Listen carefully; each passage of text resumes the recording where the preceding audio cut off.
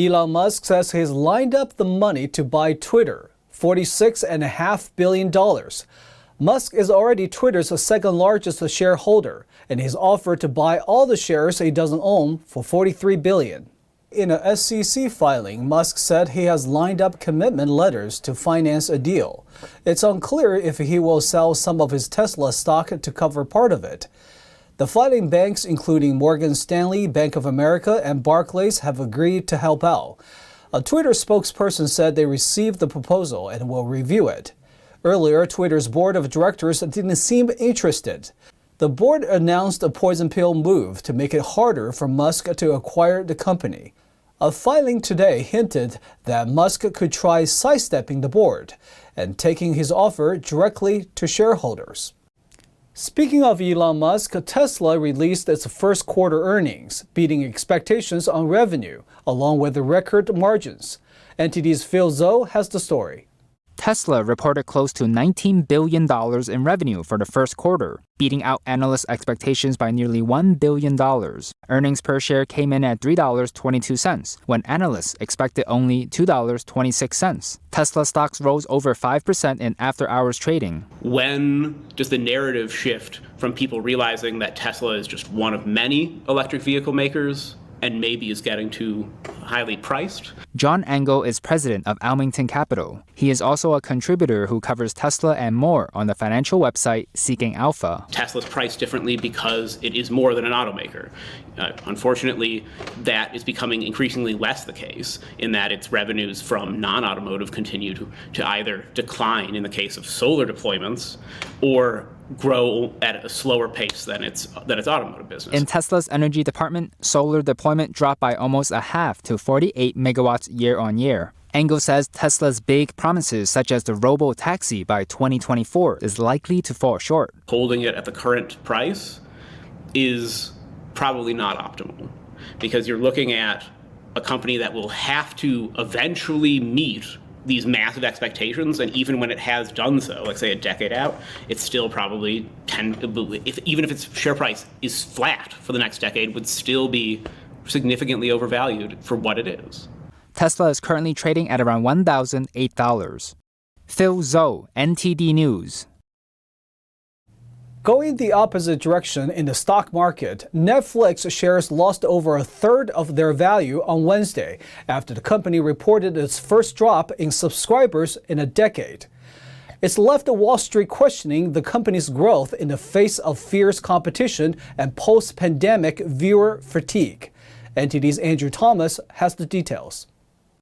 The stock has been a solid performer over the past few years, but competition is finally catching up with the streaming giant. 10 years of fabulous growth at Netflix has finally hit a wall. I think the rest of the content industry has responded to Netflix having disrupted the business so thoroughly over the last 10 years. In an effort to calm nerves, company executives told analysts on Tuesday they were looking to offer an advertisement-based tier over the next year or two, and promised a crackdown on password sharing, a long-running problem for the service. Netflix's rivals already have ad-driven versions or are considering one. HBO Max offers an ad-supported subscription, while Disney Plus recently said it would launch an ad-based tier. Well, streaming has become a much more competitive space, really since Disney Plus launched about 2.5 years ago. Since then, we've had Discovery launch its own service, Paramount launch its own service, and others. So it really, for all the traditional network groups, it's all about their own streaming services. Demand for fresh and engaging content is also increasing, forcing Netflix and others to think about bigger budgets for production, even as costs increase in an inflationary environment. Andrew Thomas, NTD News. Many university students in the state may soon receive a stipend to help pay for college. It's part of California's plan to make college debt-free for certain individuals. NTD's David Lamb reports. California lawmakers want students to attend its public universities without having to take out loans. The Middle Class Scholarship 2.0, or the debt-free program, is aimed to get its first round of funding this summer. The exact amount for qualifying students vary, but could be several thousand on average. it takes into account other financial aid. Governor Gavin Newsom and lawmakers promised $632 million to fund the expansion of the revamped program for non-tuition costs. According to CalMatters, if that money appears in the state's budget this June, 246,000 California State University students and 114,000 UC students could receive this aid. The new program takes effect in 2022-2023.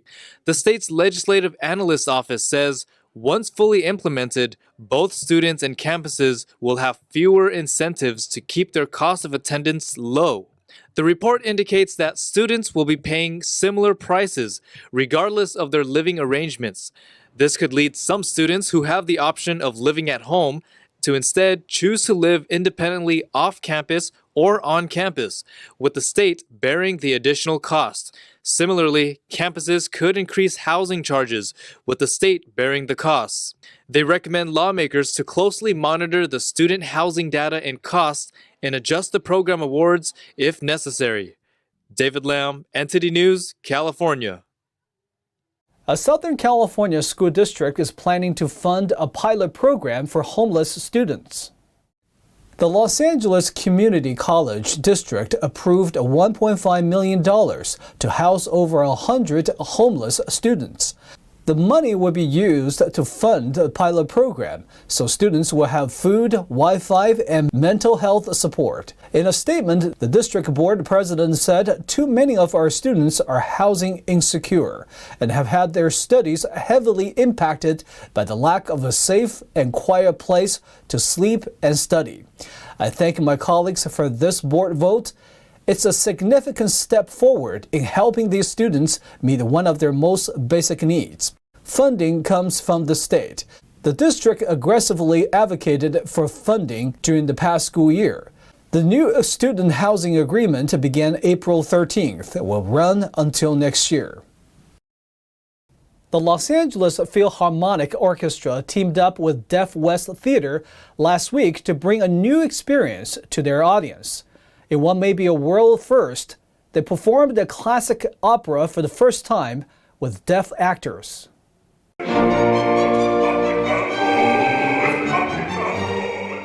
Theatergoers in Los Angeles got a sample last week to experience what the world of the deaf is like.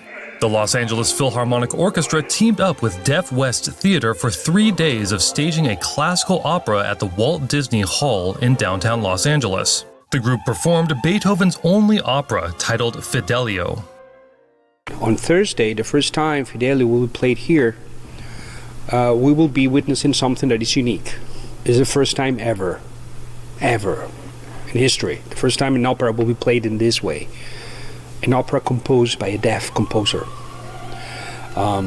centuries ago. And as Gustavo is saying, we are now understanding what happened inside Beethoven. Why his music, why Fidelio is so deep, is so profound.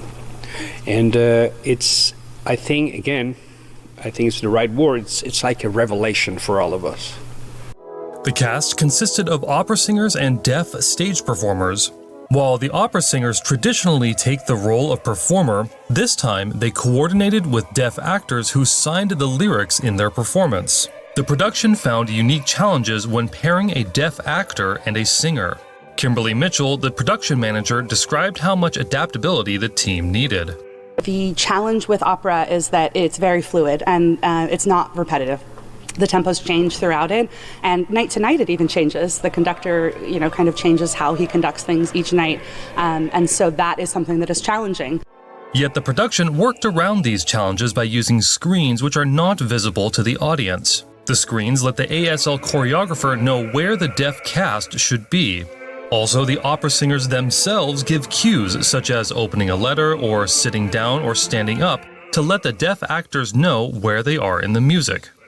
One of the things that we've done is one of the ASL choreographers, Colin, is backstage, and one of our interpreters, Elizabeth, is kind of following the music and helping keep that tempo so that the actors have an idea of that. They're watching Gustavo, they have monitors to see him as well, but we're just kind of adding all those additional support things that we can to be able to reinforce that tempo, and as it changes, allow them to fluctuate with that. Others hope to bring audiences to the deaf world through the arts. It's an opportunity to make them or to pull them into our world, and it can only lead to good things, I think. I do think that seeing one of our shows is the most powerful way, really, of informing the world about our language and our culture. And I think 2 hours in one of our theaters is better than reading 500 pages in a book about the deaf community, for example. The production hopes this will bring future changes and that other operas will follow by incorporating a deaf cast in their productions.